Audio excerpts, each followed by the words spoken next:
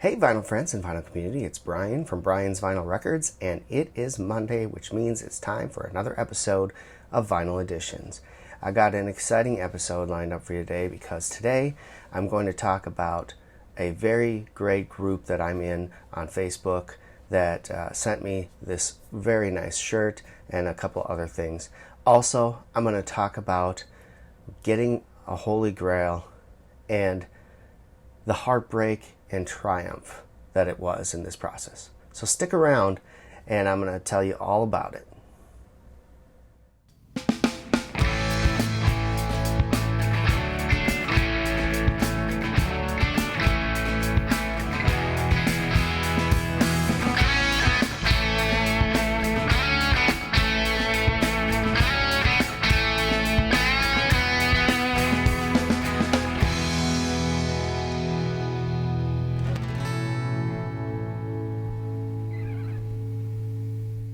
All right, welcome back. So like I said, I've got some cool stuff here today.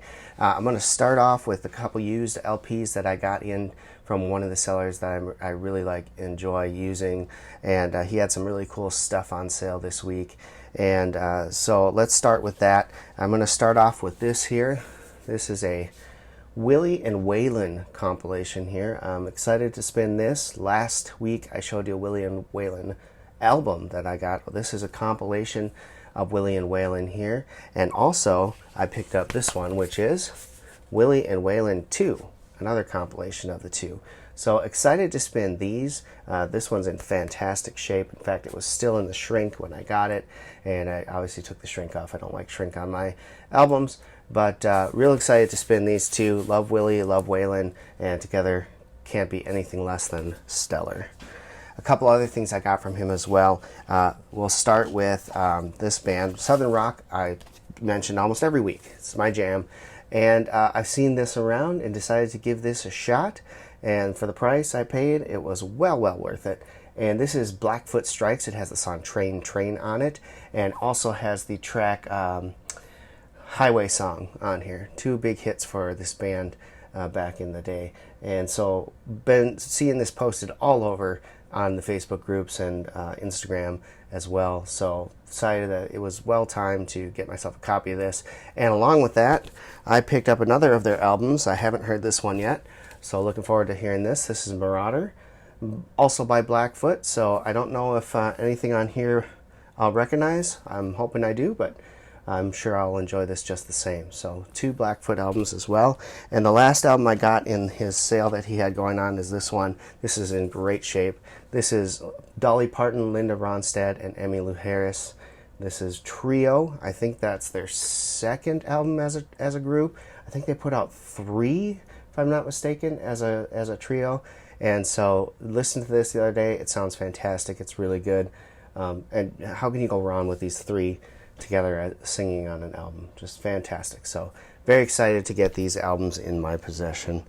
This last one for now on the used front, I'm not sure how this is going to play or how it's going to sound, but this came kind of as a bumper record, and I thought, well, that's kind of cool. So this is Castle Donington Monsters of Rock, and this is from 1980. It's a compilation of live performances from the festival in 1980. It features Rainbow, the Scorpions, April Wine, Saxon, Riot, and Touch. So I don't know. I hope it sounds really good. I haven't even looked yet to see. Let's take a look here. There's some surface scratches and stuff on the vinyl, but I think after a little bit of cleaning, it's going to sound just fine. Polydor Records here. I've seen this one or two times when I was searching for something. I didn't know what it really was, so it's kind of cool that it just happened to be coming to me as a bumper to some albums that I purchased. So looking forward to hearing this. I don't know how it will be, or if anyone has any information on this, I'd love to hear it. Just something I'm not familiar with, but sounds kind of cool. All right, so one of the other things I did over this week is I went, you could call it dumpster diving or warehouse diving. Amazon Warehouse is a very good place for you to find great albums for cheap that just have some minor issues, usually some dings in the artwork, some open packages. You know, if someone gets an album and returns it, it'll come there. Things like that.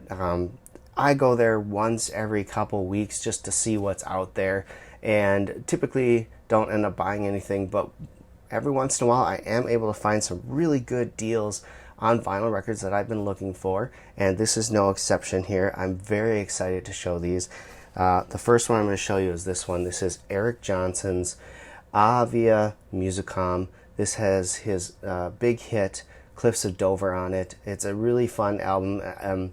I had never actually owned this album before, so the only thing I really knew off of it was Cliffs of Dover, and I really, really like that song.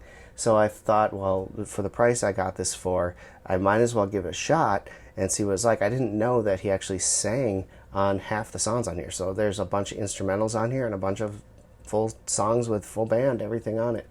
So I thought that was kind of cool. It's a really good listen. This is an audio file from Friday Music, and it sounds really, really good. And honestly, I'm not sure really what the deal with this was, why it was a warehouse deal. I think because it came and it had a little bit of the cellophane ripped is why they did that. And then there's a little corner bend here and here, but that's really it. Otherwise, in great shape. The album's in great shape. They slapped one of their stupid Amazon stickers on here, so I have to get some Goo Gone and get that sticky residue off. But otherwise, this thing is perfect. And so I think I got a really good deal on this because it normally sells for around $30. So not bad. This one I'm pretty excited about. I don't know if you're a kid of the 80s, you know this, the Goonies. This is the Goonies soundtrack, and I don't know if I've heard the Goonies soundtrack other than obviously in the movie itself. So I'm looking forward to spinning this, but I mean, it's got awesome stuff on here. It's got 2 songs by Cyndi Lauper. It's got R.E.L. Speedwagon, Luther Vandross. It's got Tina Marie and the Bangles. I mean, how can you go wrong? So really looking forward to this. Again, this is one that is pretty much in great shape, and the only thing I saw was the cellophane was opened here. I don't know. So I think I paid $11 for this. Can't beat it. Next one I got there is this one from Avril Lavigne. Now this one is a little more beat up, and going in, this one was rated as a very good shape, or sorry, not very good, acceptable shape. I read the contents and it said that it had some damage on the cover and things like that, and I thought, well, that's fine. I don't play the cover, so that doesn't bother me. And when I got it, you know, it plays and it sounds really good, but it is definitely got some bends to it. It's warped, but it plays. There's no issues playing it. So in all, I'm happy to have it. It sounds good. It plays on both my turntables just fine, and it's actually a really good album from Avril Lavigne. So happy to have that.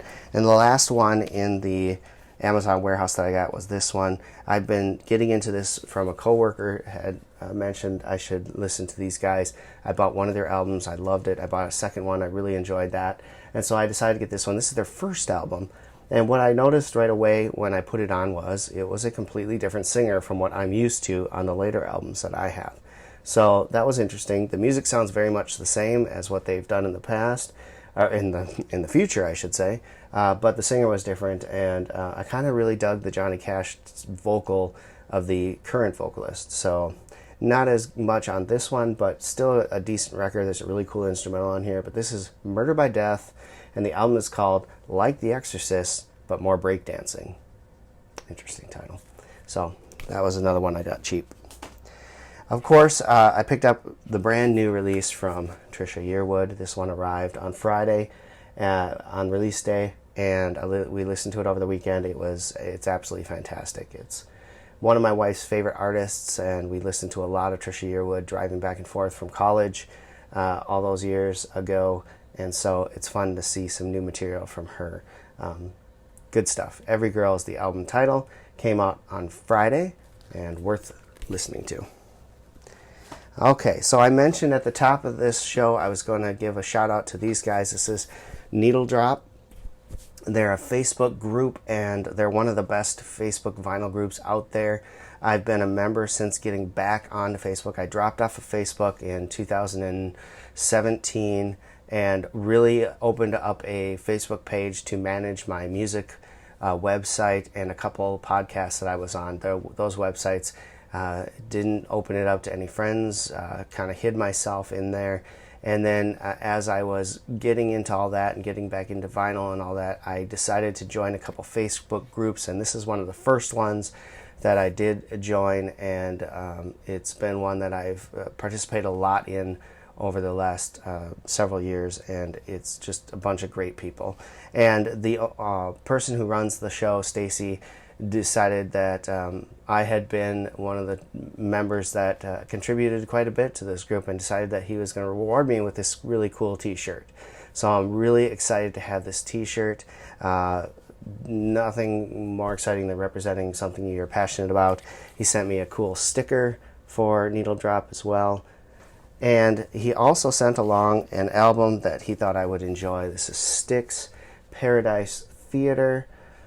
And I have not heard this one, but he tells me it's one of the better ones of the Tommy Shaw era, and I'm a big fan of Tommy Shaw, so I'm looking forward to giving this a spin as well. So thank you to Stacy, and thank you to Needle Drop for all the love and support you've given me over the last few years.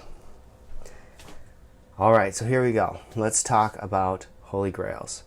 The first album I'm going to show you is one of those Grails I've been looking for and got really excited when I saw it available. Cover was not in the best shape, which is why I think it went for as low as it did, but really excited to add this to my collection.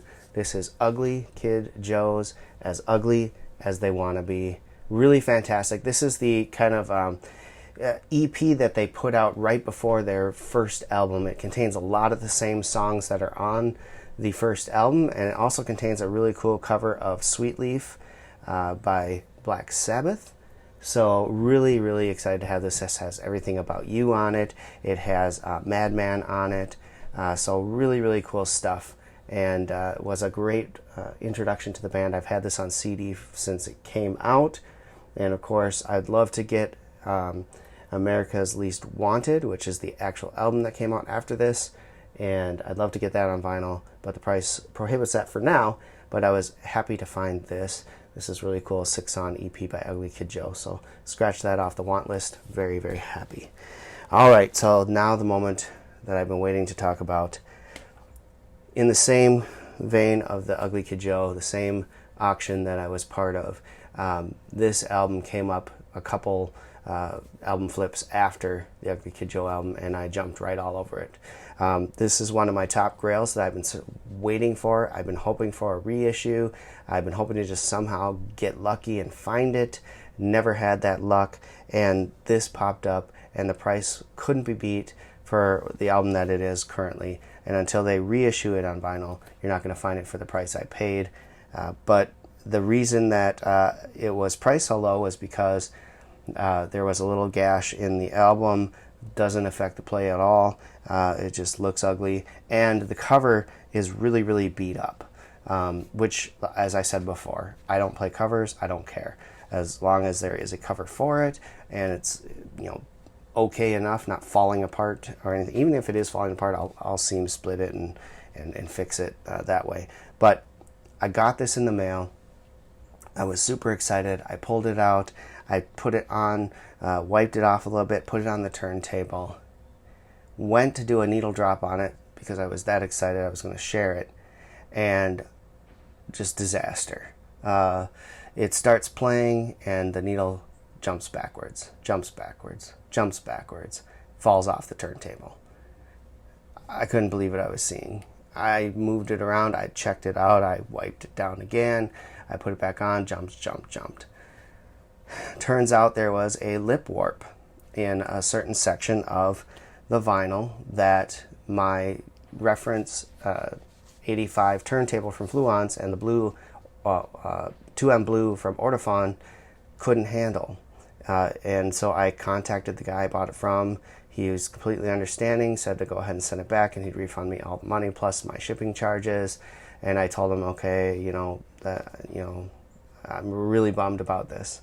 Then I talked to a guy online, and he said, try a record clamp. So I'm going to try a record clamp on it and see if that fixes it, but I don't think it will, because I think the warp is in the lip area and not really in any area that could be helped by putting clamp down on the center.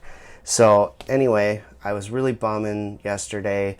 I contacted Melinda Murphy, who shares my love for Van Halen, and told her all about the situation. She was bummed as well for me. And then later that night I thought, well, before I get all crazy, I'm just going to throw it on in my office and see what happens, to see if it's going to bump on that too.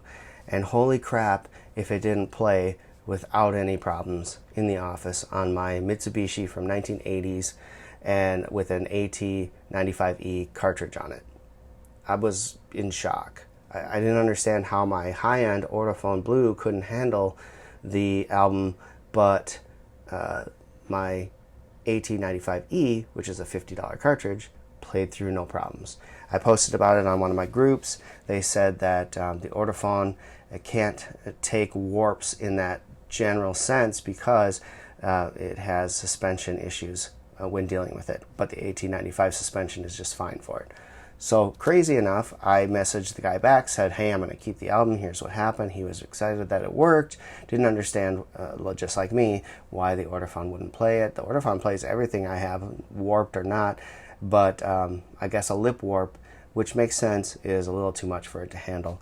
But super excited, I can listen to it, I can enjoy it, and here it is. This is Van Halen for Unlawful Carnal Knowledge. This was one of my #1 Grails. I think this was #3 in my top 3 list, behind only the 1994 Motley Crue album and Steelheart's Tangled in Rains. This was #3 on the list, and I got it for a song. It's got some issues with it, but I can sit in my office and I can crank it and listen to it without problems, and that to me is all I need, because that's where I do the majority of my listening during the day. So I'll be enjoying this for years to come until they finally put it out as a reissue, and I will buy a brand new copy at that point. So there you go. That is my story. That is my vinyl editions for this week. Thank you so much for watching. If you like this video, please give me a thumbs up. Hit the subscribe button below if you aren't already. Leave a comment, Tell me about your experience with lip warps and what you have maybe for solutions for something like that. Let me know. I'd be happy to hear that. I love interacting with everybody, so thank you again.